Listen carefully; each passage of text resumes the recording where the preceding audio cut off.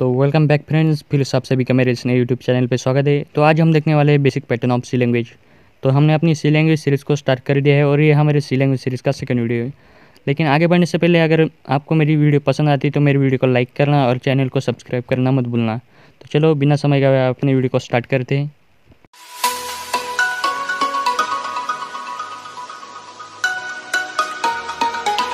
चलो फ्रेंड्स, सबसे पहले अभी हम अपने सी लैंग्वेज के कंपाइलर को इंस्टॉल कर लेते हैं। तो बेसिकली जो हमारे सी लैंग्वेज का कंपाइलर है वो एक एप्लीकेशन है जिसके अंदर हम अपने सी लैंग्वेज के कोड को लिख सकते हैं। तो देखा जाए तो हम अपने सी लैंग्वेज के कोड को कहीं भी लिख सकते हैं, जैसे नोटपैड जैसी जगह। लेकिन कुछ ऐसे सॉफ्टवेयर डिज़ाइन किए गए होते हैं जो सिर्फ सी लैंग्वेज के कंपाइलर के लिए बने होते हैं। तो इन एप्लीकेशन का इस्तेमाल करके हम अपनी सी लैंग्वेज के कोड को लिखने की स्पीड को कई गुना ज़्यादा तेज़ बना सकते हैं। तो आई होप कि आप सी लैंग्वेज के कंपाइलर का ही इस्तेमाल करें। तो अगर आपको सी लैंग्वेज के कंपाइलर के बारे में ज़्यादा इन्फॉर्मेशन चाहिए तो मैंने एक पहला वीडियो बनाया था जिसके अंदर मैंने बहुत सारी बातें बताई हैं। तो डिस्क्रिप्शन बॉक्स में वो लिंक मैं आपको डाल दूँगा, तो आप वहाँ से वो वीडियो देख सकते हैं। तो सबसे पहले जो हमारे सी लैंग्वेज के कंपाइलर है वो एंड्रॉयड और विंडोज़ दोनों के लिए ही अवेलेबल है।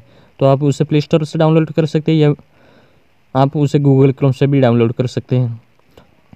तो चलो सबसे पहले अभी हम अपनी सी लैंग्वेज को एंड्रॉयड के लिए इंस्टॉल करते हैं। तो इसके लिए सबसे पहले अभी आपको अपने प्ले स्टोर को ओपन कर लेना होगा। तो यहाँ पे मैं अभी अपने प्ले स्टोर को ओपन कर लेता हूँ। तो यहाँ पे सर्च करना है आपको सी कंपाइलर। तो यहाँ पे बहुत सारे ऑप्शंस आ जाएंगे क्योंकि बहुत सारे एप्लीकेशन बनाए गए होते हैं। यहाँ पे बहुत सारे सी कंपाइलर दिखाए हुए हैं, इनमें से आप कोई भी एक एप्लीकेशन डाउनलोड कर सकते हैं। लेकिन आपको मैं ये कोडिंग सी नाम का एप्लीकेशन ही रिकमेंड करूँगा क्योंकि ये एप्लीकेशन एक तो ऑफलाइन है और इसके अंदर ज़्यादा एरर भी नहीं। तो चलो सबसे पहले मैं अभी इसको इंस्टॉल कर लेता हूँ। तो वीडियो में थोड़ा फास्ट फॉरवर्ड कर देता हूँ। तो यहाँ पे मेरा सी लैंग्वेज का कंपाइलर इंस्टॉल हो गया है। तो इसे मैं ओपन करके एक प्रीव्यू दिखा देता हूँ। तो ये रहा मेरे सी लैंग्वेज का कंपाइलर। यहाँ पे आप कोड को रन कर सकते हैं। आई होप कि आप सभी ने सी लैंग्वेज का कंपाइलर अपने एंड्रॉयड में इंस्टॉल कर लिया होगा क्योंकि सभी प्रैक्टिस हम इसी में करने वाले हैं। लेकिन अगर आपने सी लैंग्वेज का कंपाइलर इंस्टॉल नहीं किया तो डोंट वरी। तो सी लैंग्वेज का कंपाइलर जो है वो ऑनलाइन भी अवेलेबल है। जैसे हम अपने सी लैंग्वेज के कोड को एक वेबसाइट के ज़रिए भी रन कर सकते हैं। तो कैसे देखते हैं। तो सबसे पहले यहाँ मैं अभी अपने क्रोम को ओपन कर लेता हूँ। तो यहाँ पे आपको सर्च बटन पे टाइप करना है सी कंपाइलर। तो यहाँ पे सर्च करने के बाद यहाँ पे बहुत सारी वेबसाइट आ जाएंगी। तो यहाँ पे एक सी प्रोग्रामिंग नाम से एक वेबसाइट भी दिखाई है, तो इसे मैं ओपन कर लेता हूँ। तो यहाँ पे आप देख सकते हैं एक बहुत अच्छा प्रीव्यू दिखाया हुआ है। यहाँ पे आप कोड रन कर सकते हैं और यहाँ पे आप डेस्कटॉप साइट का भी इस्तेमाल करके इस कोड को देख सकते हैं। तो यहाँ पे मैं अभी आपको एक कोड रन करके दिखाता हूँ। तो यहाँ पे देख सकते हैं कि आप वो कोड सक्सेसफुली रन हो रहा है। तो फ्रेंड्स, आप एक तो एप्लीकेशन को इंस्टॉल कर लें या फिर आप वेबसाइट का भी इस्तेमाल करते हैं, लेकिन मैं आपको एप्लीकेशन इंस्टॉल करने की सलाह दूंगा। तो चलो बढ़ते हैं अपने अगले टॉपिक पे। तो फ्रेंड्स, सबसे पहले अभी हम अपने सी लैंग्वेज के बेसिक पैटर्न के बारे में देखने वाले हैं। तो सी लैंग्वेज के बेसिक पैटर्न को समझना बहुत ही आसान है। अगर आप कभी स्कूल गए होंगे तो आपने एग्ज़ाम तो ज़रूर दी होंगी। तो जैसे कि हर एग्ज़ाम के अंदर एक पैटर्न होता है, मतलब क्वेश्चन कहाँ पे लिखना, आंसर कहाँ पे लिखना, वैसा ही कुछ पैटर्न हम अपने सी लैंग्वेज के अंदर फॉलो करते हैं। तो ये पैटर्न फॉलो करना हमारे लिए कंपलसरी है। तो यहाँ पे आप देख सकते हैं कि ब्लैक स्क्रीन के ऊपर एक बेसिकली हमने एक कोड दिया है जिसे हम सी लैंग्वेज का बेसिक पैटर्न भी खींच सकते हैं। और वाइट स्क्रीन के ऊपर यहाँ पे मैंने एक्सप्लेनेशन दिया है। तो चलो फ्रेंड्स, सभी टॉपिक मैं अभी आपको एक एक करके एक्सप्लेन कर देता हूँ। तो सबसे पहला टॉपिक है हमारा डॉक्यूमेंटेशन सेक्शन। तो डॉक्यूमेंटेशन सेक्शन का इस्तेमाल हम कमेंट्स के ज़रिए करते हैं। तो कमेंट्स लिखने के दो तरीके होते हैं, एक है हमारा सिंगल लाइन कमेंट और सेकेंड वन है हमारा मल्टी लाइन कमेंट। तो कमेंट्स होता क्या है बेसिकली, तो एग्जाम्पल के लिए आप समझिए कि अगर आप फ्यूचर में एक बहुत बड़े प्रोग्रामर हो और अगर आप पबजी जैसे बड़े बड़े गेम्स बना रहे हो, तो देखिए पबजी जैसे बड़े बड़े गेम्स में लाखों करोड़ों कोड्स की लाइन नहीं होती। तो कभी कभी ऐसा होता है कि अगर आपने खुद कोड लिखा है या फिर आप अपना कोड अगर किसी और को दे रहे हो तो कभी कभी कन्फ्यूजन के कारण आप वो कोड समझ नहीं पाते। तो ऐसी जगह हम कमेंट्स का इस्तेमाल करते हैं।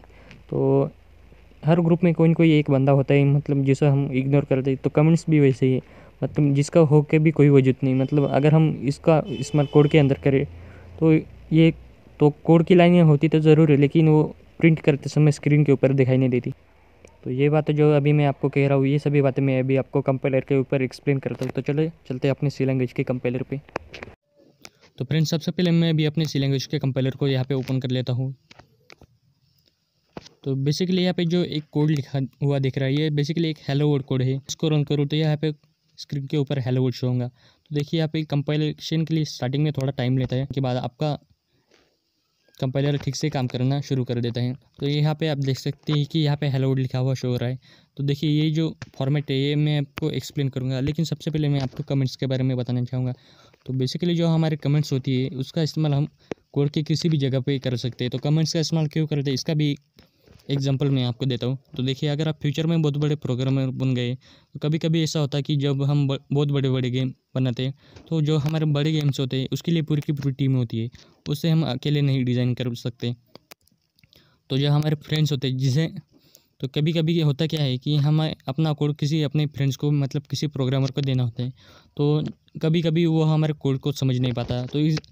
तो इसलिए हम कमेंट्स का इस्तेमाल करते हैं। तो कमेंट्स बेसिकली वो लाइंस होती है जो कोड के अंदर होती है लेकिन कंपाइल नहीं होती। तो इसका मतलब क्या है? तो देखिए अगर मैं इसको अभी रन करूँ तो ये कंपाइल हो रहा है, लेकिन अगर मैं यहाँ पे लिखूँ हाय सब्सक्राइब, तो देखिए अगर मैं यहाँ पे रन करूँ तो एरर शो होगा। क्योंकि हाई सब्सक्राइब ये लाइन है ही नहीं, लेकिन मैं इसको कमेंट्स के ज़रिए लिख सकता हूँ। देखिए अगर मैं अभी इसको रन करूँ तो ये रन होंगी, लेकिन देखिए यहाँ पे मैं अभी इस लाइन को देख भी, तो फ्रेंड्स देख सकते हैं आप, मैं अभी इस लाइन को देख भी सकता हूँ। और अगर मैं अपने किसी भी फ्रेंड्स मतलब किसी भी प्रोग्रामर को अगर ये लाइन्स दूँ तो वो भी देख सकेंगे, लेकिन ये कोड की लाइन जो है कंपाइल नहीं होगी। तो इसे तो कमेंट्स को इस्तेमाल करने के भी दो तरीके थे। हमारा सिंगल लाइन कमेंट जो मैंने अभी यहाँ पे लिखी, और सेकंड वन होती है हमारी मल्टी लाइन कमेंट जो हम /* और इसके अंदर कोई भी कमेंट। और देखिए यहाँ पे अगर मैं बहुत बड़े कमेंट बनाऊँ तो देखिए यहाँ पे अगर मैं बहुत बड़ी कमेंट्स बनाऊँ तो देख सकते हैं आप, इसको क्लोज करते समय सिर्फ हमें * का इस्तेमाल करना होता है। तो फ्रेंड्स देखिए अगर मैं इसी कमेंट को अगर सिंगल लाइन कमेंट का इस्तेमाल करके लिखता तो बहुत समय लग जाता है, तो इसलिए मल्टी लाइन कमेंट का इस्तेमाल किया जाता है। तो देखिए फ्रेंड्स अगर आप कोड के अंदर कमेंट्स का इस्तेमाल करते हो तो शायद आप मीनिंगफुल कमेंट लिखें, क्योंकि कुछ भी लिखने से वो कुछ काम में नहीं आएंगे। तो आई होप कि आप कमेंट्स के बारे में समझ गए होंगे। तो फ्रेंड्स यहाँ पे मैं अभी आपके लिए लिख देता हूँ, जो हमारे सिंगल लाइन कमेंट है वो हम // का इस्तेमाल करके लिखते हैं, और जो हमारी मल्टी लाइन कमेंट है उसे हम /* और इसके अंदर कोई भी कोड, और एंड करते समय सिर्फ */। तो इस तरीके से हम अपने सी लैंग्वेज में कमेंट्स को लिख सकते हैं। तो फ्रेंड्स आप इतनी बात याद रखना कि जब भी हम मल्टी लाइन कमेंट लिखते हैं तब स्टार्टिंग में हम /* लेते हैं, ना कि */। तो इतनी बात आप याद रखना कि जब भी हम मल्टी लाइन कमेंट लिखें तो हम स्टार्टिंग में /* लिखें और एंड करते समय */ लिखें। तो इस पैटर्न को भूलना मत। तो चलो कमेंट के बारे में तो आपको पता चल गया होगा, तो मैं अभी अपनी स्क्रीन को रीसेट कर लेता हूँ।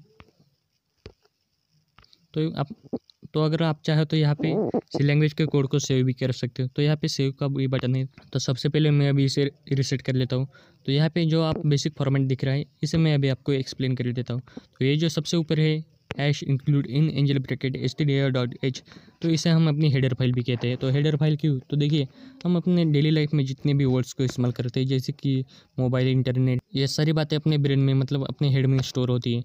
तो देखिए ये जो #include वाली जितनी भी फाइल होती है इसके अंदर सारे कीवर्ड्स और लाइब्रेरी फाइल्स। तो देखिए यहाँ पे #include stdio.h जो है तो ये इनपुट आउटपुट के लिए स्टैंडर्ड है। जैसे इनपुट का मतलब इनपुट लेना और आउटपुट का मतलब स्क्रीन के ऊपर शो करना, तो ये बातें हमारे ब्रेन में स्टोर है। तो वैसे ही सी लैंग्वेज के लिए ये बातें #include stdio.h इस हेडर फाइल में स्टोर की गई होती हैं। तो इसे हम अपनी हेडर फाइल कहते हैं। ये हम किसी भी नोटपैड पर लिख सकते हैं। आप नोट्स बना ले तो आपके लिए अच्छा होगा। तो ये जो हमारी हेडर फाइल है इसे हम लिंक सेक्शन भी कहते हैं। तो देखिए ये जो हमारी लिंक सेक्शन है ये हमारे कंपाइलर को अपने लाइब्रेरी फाइल्स कंपाइल करती है। तो जब हम कंपाइलेशन की प्रोसेस देखेंगे तो आपको पता ही चल जाएंगे। तो फ्रेंड्स हेडर फाइल के बाद आता है हमारा मेन फंक्शन।